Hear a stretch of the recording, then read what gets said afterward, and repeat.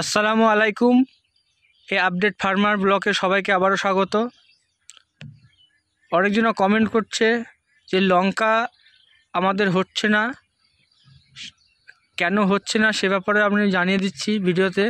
পুরো ভিডিওটা দেখবেন, সঙ্গে থাকবেন, আমি যা বলছি সেটা শুনবেন।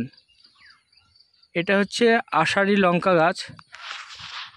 আষাঢ়ি লঙ্কা গাছটা এমনই, এটা 12 মাসই কম বেশি লঙ্কা আসে।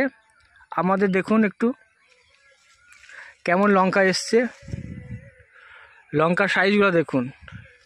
আপনার কিভাবে এরকম লঙ্কা করবেন, এই দেখুন লঙ্কার সাইজ দেখুন, তাহলেই হবে।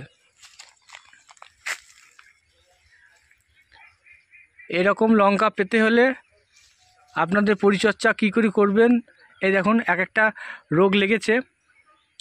এই দেখেন আমাদের দু একটা রোগ লেগেছে, এখানে স্প্রে করতে হবে। এরকম রোগ লাগলে অবশ্যই স্প্রে করা দরকার। আমাদের দু একটা লেগেছে, এর জন্য স্প্রে করব কালকে। আর এই ধরনের সুন্দর সুন্দর লঙ্কার চেহারা আপনাদের হয়ে যাবে। এটা হচ্ছে রোগা একটা স্প্রে আছে, সেই স্প্রেটা আপনারা করবেন, আর আমরা ওটাই ইউজ করি। এই দেখুন লঙ্কা খুব সুন্দর এসছে, আবার ফুল আসছে। এরকম আপনারা লঙ্কা করতে হলে গোড়াতে ফসফেট আর অ্যামোনিয়া দিতে হবে। অ্যামোনিয়া সার আর ফসফেট সার একসঙ্গে মিশিয়ে দিলে আপনাদের গাছটা খুব সুন্দর এরকম সবুজ হয়ে থাকবে, কোনো কোঁকড়ানো হবে না।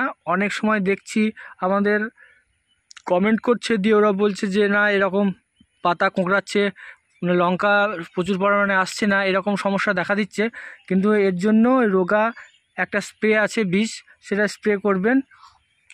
এক সপ্তাহ মধ্যে আপনারা স্প্রে করবেন, একটা এক সপ্তাহ পর, আবার একটা এক সপ্তাহ পর করবেন। এই দেখেন এই নিচেও কটা আবার রোগ লেগেছে। এর জন্য এরকম রোগ লাগলে আপনারা অবশ্যই স্প্রে করতে হবে। কালকে আমি স্প্রে করব। আর খুব সুন্দর এখন লঙ্কা ধরে আছে, গাছটায় দেখলেই বুঝতে পারছো এত সুন্দর লঙ্কা ধরে আছে।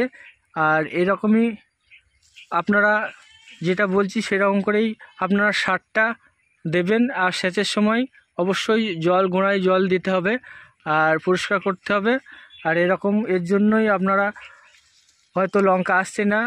আমি যেভাবে বলছি সেই রকম করেই আপনারা সার প্রয়োগ করবেন, স্প্রে করবেন। অবশ্যই আমার মতন এরকম লঙ্কা আপনারা পাবেন।